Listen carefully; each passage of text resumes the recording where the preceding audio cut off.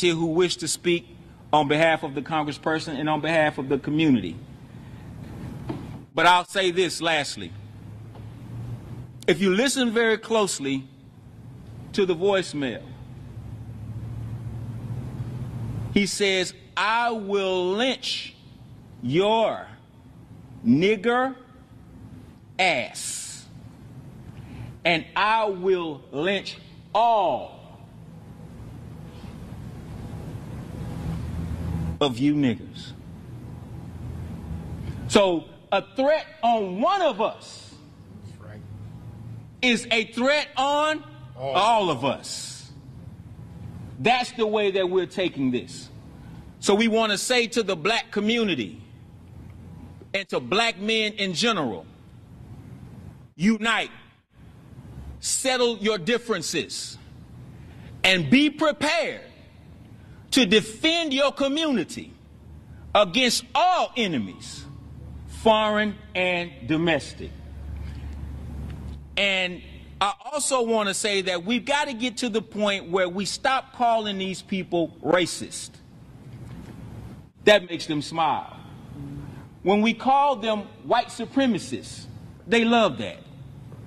I say, like my dear brother Philip Scott says, we have to call these people who it is that they really are. They are radical, Caucasian terrorists. And until this country deals with the radical Caucasian terrorists with the same kind of energy that they're trying to use to go after ISIS, we will always have this problem. At this time, I would like to bring before the podium the Southwest Regional Student Minister of the Nation of Islam, Minister Dr. Robert Muhammad. Let's give him a round of applause. In the name of Allah, the Beneficent and Merciful, I bear witness there is no God but Allah. I bear witness that Muhammad is his messenger. Assalamu alaikum means peace be unto you. I am Student Minister Dr. Robert Muhammad, and I stand with my brother Derek. We waited for all of those who said all lives matter to call a press conference. We waited for those Caucasians who say, we're not racist. We love everybody to call this press conference. We waited 10 days. It never happened. So God put it in our brother's heart to call us together, said we'd be here. I simply want to reiterate what Brother Derek said, and I want to make this point. What does he mean you're going to have a problem on your hands? He's better at sound bites than I am, so I'm going to give you some depth that you're going to cut out of this, but I'm going to put it on the record. You tell us and our children, get an education so you can get a job. We go to college, we get $60,000 in debt, we come out, we don't have a job. You tell us small business is the engine by which it drives America. Go and start a business. Go over to the bank and get your loan and pull yourself up by your own bootstraps, you lazy black people. We go to the bank.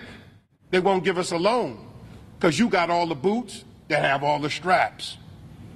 Then you tell us, well, you people need to register and go vote. And we go, we register, and we vote, and we put Al Green in office. He stands up, he says what we elected him to do in the well of the House of Representatives. And this is your response. What have you left us? The educational system, you're closing our schools. You don't have any job for us. You won't give us the resources to start our own businesses.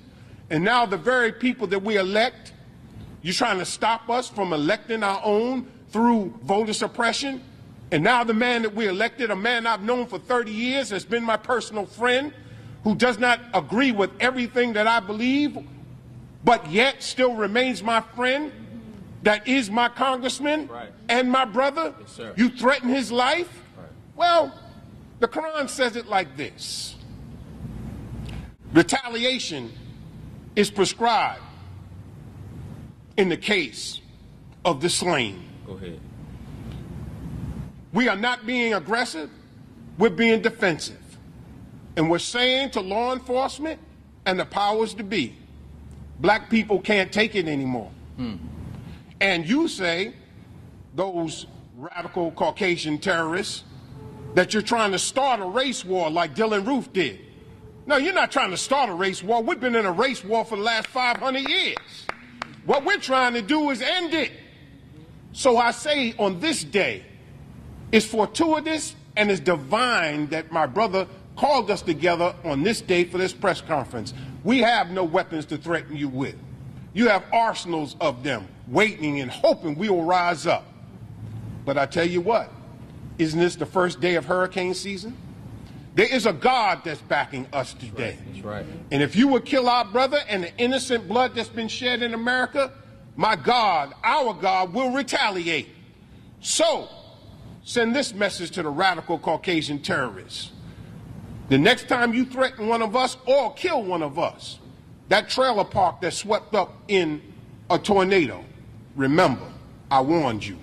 Remember, the next time that little puff of cloud starts on the west coast of Africa where you stole our ancestors and follows the prevailing winds into the Atlantic, into the Gulf of Mexico, and that hurricane forms in the Gulf of Mexico, remember, I warned you. Remember when the torrents of rain by the billions of gallons that flooded the city of Houston happens again. Remember, we warned you. Leave our brothers alone. Hands off Al Green. This is the final call. Thank you. Assalamu alaikum. Yes. Thank you, Brother Rob. Repeat after me, brothers and sisters. Hands off. Hands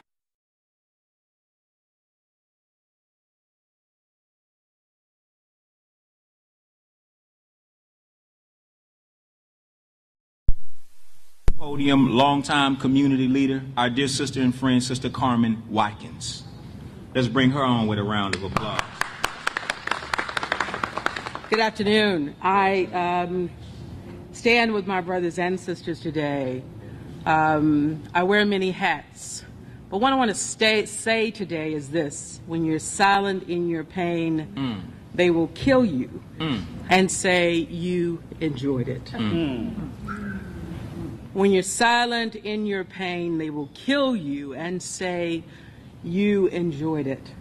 Whether you agree with the decision for impeachment or not, there is the responsibility, the challenge in our Constitution that calls for you to cry out. Yes, yes. To calls for you to question. That's right, sister. And that is what Congressman Green did as an elected official. That's right. It's also what we should do each and every day to our local government, to our state government, to our federal authorities. Our role as citizens is to question, not always to agree. That's right. That's right. So when we get threats, as the regional director for the NAACP, I've gotten many of them. As a local organizer, I've gotten many of them. And now as a congressman, he faces the same thing. But you have a right to question. You have the responsibility to cry out. I'm not as good as an orator as my friends here, but I will say this. Please remember, now is not the time to be silent. That's right. That's right. That's right. The call to this community now is not to remain silent in the face of those who hurt you. Come on, sister. Yes. We've got to be bigger than that. We've got to be bolder than that. We've got to stand up for Congressman Al Green and others who are not as situated in the same light as you. There are millions of people with faces and names that you don't know. That's right. Who need us also to stand up and stand out. So just remember, now's not the time to be silent, and that's why we're here. We're here to embrace him, to support him, to show him love. But I think my friend, my brother Derek is right. A threat on one is a threat on all. That's right. And so I leave you with, if you're silent in your plane, they will kill you and say you enjoyed it.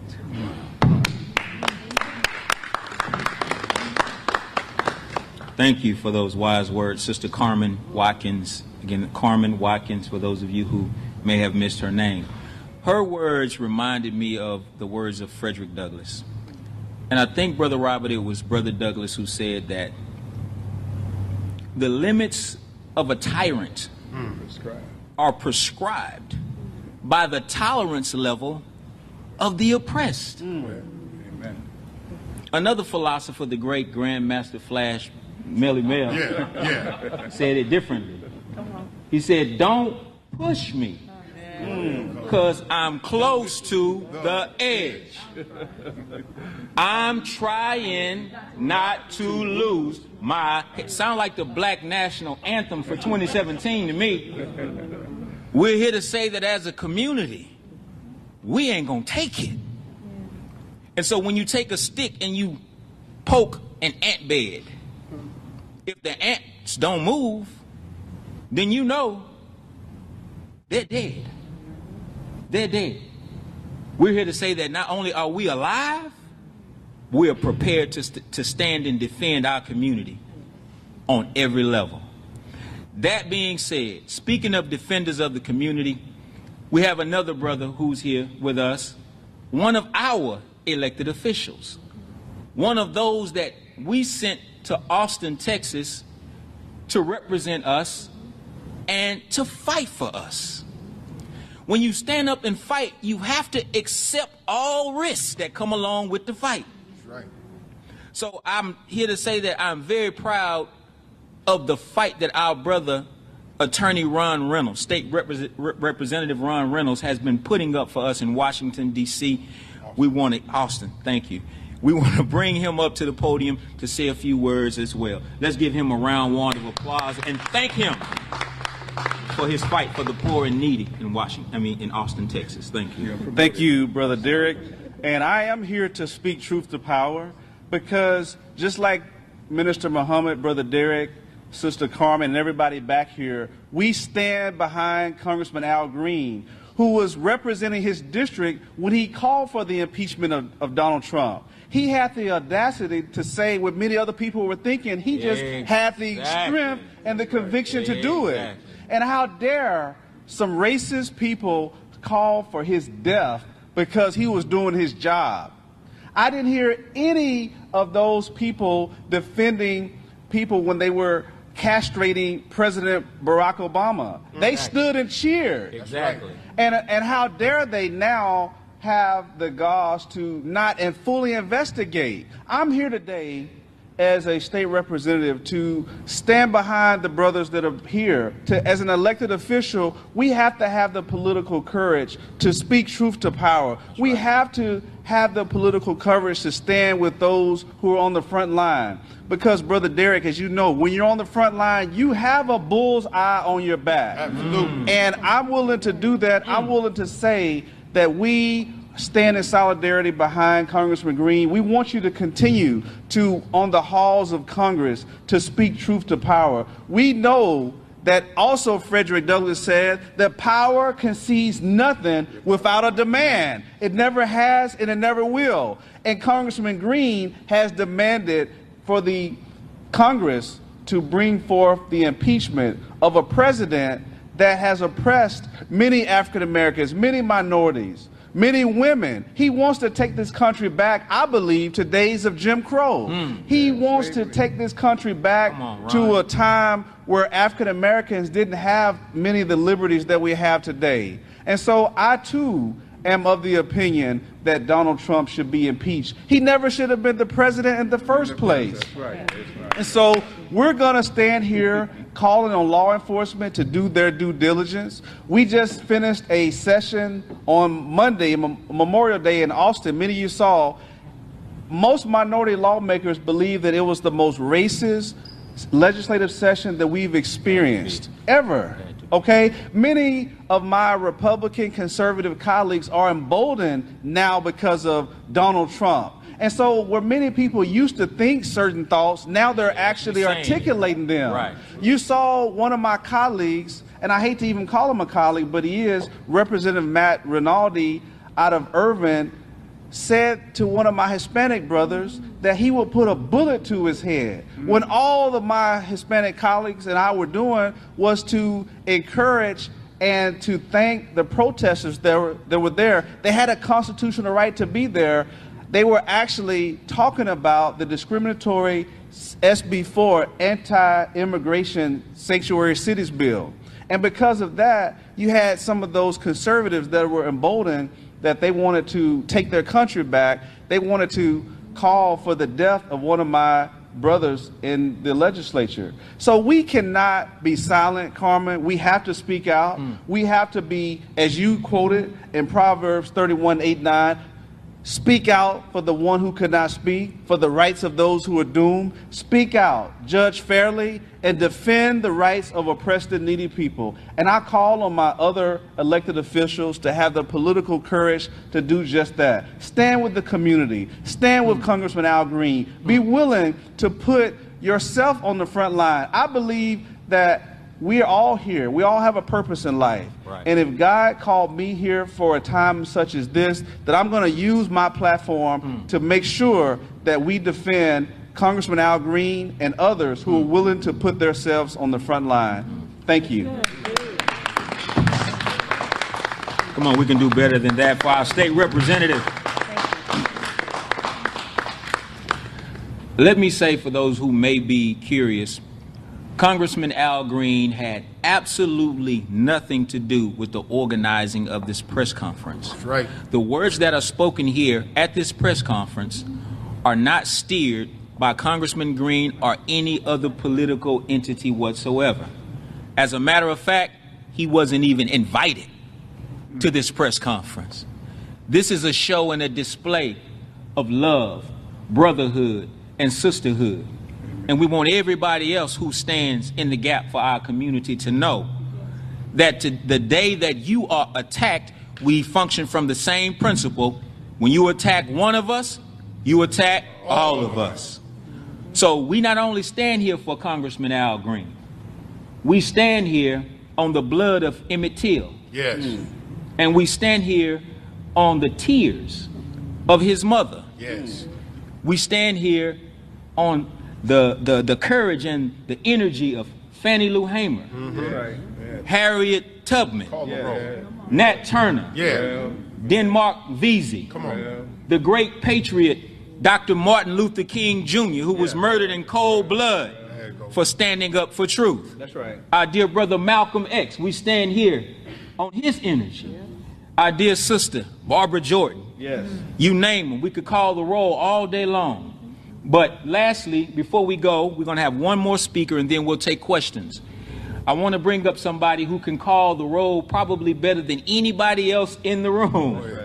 A brother who has been a soldier, not for weeks or months or years, but literally for decades. In the fight for liberation, freedom, justice, and equality for our people. We're honored to have him here, and we're looking forward to the wisdom that will come from his mouth. Please help me to bring up our dear brother, Brother M. Tangalizi. Zandika. You ready, yo? Seatbelt. Jumbo. Jumbo. Salam alaikum. Wa alaikum salam. Hello, everybody out there. May the peace of the holy be with you. I say Ramadan Mubarak to all of my Muslim friends from around the world who are celebrating this holy and special day. I want to thank you, brother, for putting this together. And I say that because I have been in turmoil within my soul, asking where stand all those who claim to be progressive about this issue. I have stood in turmoil because it's like deja vu. I have been there before. I have lived through this nightmare of attack on another black man simply because he spoke truth to power. That's right. That's right. And we must understand that this is not the first time that America has responded to truth to power being articulated so boldly, clearly, and openly. That's right. I watched a press conference where there was a gentleman who said he had gotten 1 million signatures calling for the impeachment of Donald Trump. But nobody threatened their lives. I watched in amazement how he boldly proclaimed his love and his support for what the congressman was doing, but nobody had threatened to lynch him. And so the term radical Caucasian terrorist, or radical white terrorist, or radical European terrorist, whatever you want to call them, this is an act of terrorism, people. Call it what it is. It's not the first act, but it is a continuous act that is going on in America. And so when you hear my sisters and brothers say, no more, we tired, we can't take it no more, you must understand the existential reality out of which that statement comes. So please don't say there was a bunch of militant radicals up here speaking. They were just human beings speaking their truth. That's right. That they wanted everyone in this city and the world to understand. I, for one, applaud Brother Al Green, who has been a friend of mine for a while. I'm one of his constituents and absolutely support what he is doing. I support it because America has tolerated the excesses of this president who does not reveal or reflect the capacity or the temperament or the intellect or the understanding of what it means to govern. And America has given him a pass. That's right. It's given him a pass. And so I think that the problem with European descended people, white people in America, is when somebody, especially black, stands up and says that he no longer deserves that pass, because that's what the call for impeachment reminds us of. He no longer deserves the pass that he has gotten from this country. Could you imagine if all the revelations that are coming out about he and the Russians and his administration and the Russians were Democrats? Can you imagine where the impeachment process would be right now? Not at the beginning, but probably near the end. That's right. That's right. So I think these contradictions need to be understood for what they are. It was a black man who said it that caused the problem. That's right. There's no other way I can interpret this. And because of that, I think America needs to take a look at this question and ask itself, how much longer can it tolerate the excesses in this office which embarrasses it? The man went to Europe and embarrassed America. Wow. That's the only way I can put it, because that's what they're saying. I'm repeating, Brother Robert, I'm repeating what they're saying. That's right. They were embarrassed by his behavior. Wow. So I simply say this. History has a way of unveiling to us the path of justice will continue. The threats to lynch us and hang us will not deter us. That's right. Justice will prevail no matter who is the president of the United States. The president of the United States is not divine. That's right. And the only fear we have is the fear of our maker.